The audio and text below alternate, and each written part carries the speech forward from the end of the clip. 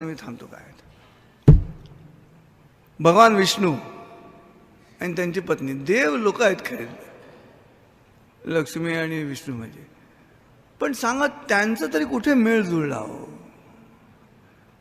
ही तामसी लक्ष्मी वृत्तीनं आणि विष्णू सात्विक. सांगा पत्रिका जुळण्याचे लक्षण आहेत काही. शंकर भगवान आणि पार्वती पत्रिका जुळले का? नाही, ते तामसी तर ही सात्विक. पण मग बुद्धिबळाचा डाव दोघांनी खेळला आणि तो पुरुषांनी खेळायचा असो. लक्षात ठेवा, माझ्या बाजूची लेफ्ट साईड माझी. It is your duty. त्या दोघांनी काय केलं? डोकं शांत राहावं म्हणून एक समुद्रात आणि एक हिमालयात. थंडच थंड. का? नातं मेंटेन करायला पाहिजे. स्थान बदल केला. का स्थान बदल केला? ह्या कारणासाठी. आणि म्हणून तरेवाईक आणि नातेवाईक ह्याच्यामध्ये सगळ्यात महत्त्वाचा दुवा पती पत्नी हे जरी मूळ नातं असलं या सगळ्या कुटुंबाचा डोलारा निर्माण होण्यासाठी, तरी त्या मुळातलं अधिक महत्त्वाचा माणूस आहे तो पुरुष आहे, ती बाई नव्हे. खरंच सांगतो मी, ही पुरुषांनी करायची गोष्ट आहे. आता ते बोर्ड काढून टाका. सुखी समाधानी गृहिणी घराचं लक्षण पेक्षण, निरोगी आणि विनोदी पुरुष हे समृद्ध घराचं प्रथम लक्षण, असे बोर्ड लावायचे होते.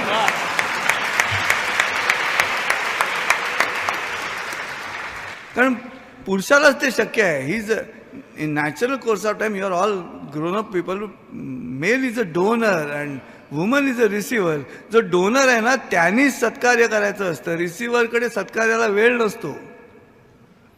जी गोष्ट मूल वाढवण्यासाठी घडते तीच स्त्रियांच्या डोक्यातही घडत असते. मूल होण्याची जी प्रक्रिया आहे तसंच घडतं गर्भाशयामध्ये.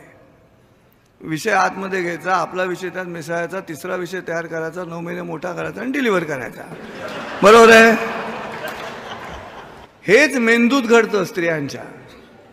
नवीन टॉपिक आत घ्यायचा, आपला टॉपिक त्यात मिसळायचा, आपलं मत, आणि तिसरंच टॉपिक बाहेर काढायचं.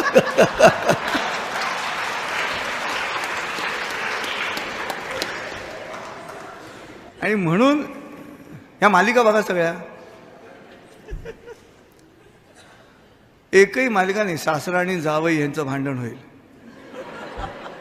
दोघंही डोनर्स आहेत. लक्षात ठेवा, नॅचरल डोनर्स आहेत. म्हणून हा शेवटी शरीर धर्मातूनच येणारा मानवी धर्माचा प्रवास आहे. श्रोते, असं काय करता?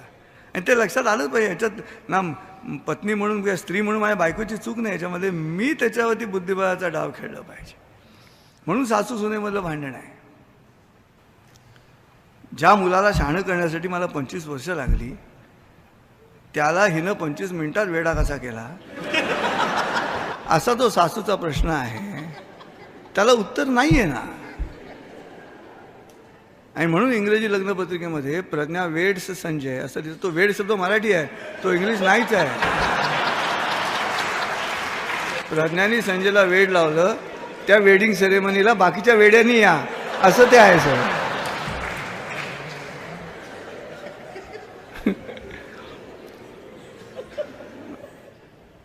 आणि म्हणून जरी तुम्ही सुनबाईने सासू, एक तर मला मी कपाशका नेहमी सांगतो की सासूबाईंना सासूबाईच म्हणा. उगाच आई म्हणून हाक मारायचं आणि दोघी कन्फ्यूज, चांगलं नाही ना. विषाची बाटली आहे, त्याच्यात अमृत असं लेबल लावलं, ते आतलं बदलणार आहे. आणि म्हणून इथे जो स्त्रीवर्ग बसलेला आहे, माझ्या मैत्रिणी सगळ्यांनी लक्षात ठेवा, हा बुद्धिबळाचा डाव आहे. तुम्ही खेळा आणि तुम्ही खेळत असता. किती वेळा पुरुषांना कळत नाही की बायका पण गणिती डाव खेळतात. मी कॉम्प्युटरवरनं उठत नाही, माझी बायको सारखी बोंब मारत असते. मारायची, आता बंद झाली. समोरच्या विंगकडे तोंड करून स्वयंपाकघरातून, पानं घेतले चला, पानं घेतले चला.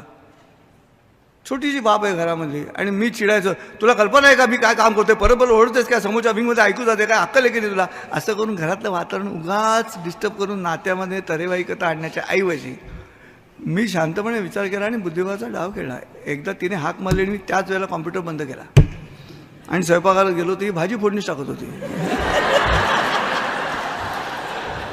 मी म्हटलं हे काय म्हणाले, मला काय माहिती लगेच याल. मी ती पण गणितच खेळत असेल तर मग आपणही गणित खेळूया आणि बुद्धिबळाचा डाव मस्त रंगवूया. शेवटी 64 चौकोन आहेत श्रोते हो. 14 विद्या 64 कला तेवढे चौकोन आहेत. खेळा की हा बुद्धिबळाचा डाव. आणि मग पुरुषांनी काय करायचं एवढं सांगतो आणि मी थांबतो. पुरुषांनी काय करायचं ॲज अ डोनर, आणि it is your responsibility, it is our responsibility. घरातलं वातावरण सर्वोत्तम ठेवण्याची जबाबदारी कुटुंब प्रमुख म्हणून पुरुषाकडेच असण्याचं प्रमुख कारण आहे. मी ह्यांच्या बाजूने मुद्दाम बोलतो म्हणून नव्हे, यातल्या अर्ध्या मला दिसत पण नाही आहेत.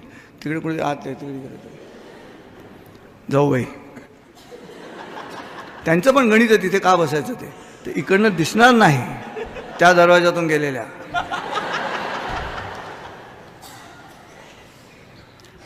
लक्षात ठेवा पुरुषो, आपली विचारसरणी गोलाकार ठेवा म्हणजे प्रॉब्लेम सुटतो. वर्तुळ आहे सगळं. वसुदैव कुटुंबकम म्हणायचं असेल तर पुरुषांनी आपली विचारसरणी गोलाकार ठेवायची. माझ्या दृष्टिकोनातून कोण घ्यायचाच नाही. कोण घेतला की टोचतो. From my point of view म्हणालात की डिसअपॉइंट झालाच कोणतरी. आणि वर्तुळाकार ठेवलं की मग प्रॉब्लेम येत नाही. बायको टँजंट, आई टँजंट, असं सगळं कोणी अडतच नाही. मधल्या वर्तुळावरती कुटुंब मस्त फिरत राहतं. आणि मग ह्या नातेवाईक वर्तुळातून तरेवाईक जन्मालाच येत नाहीत.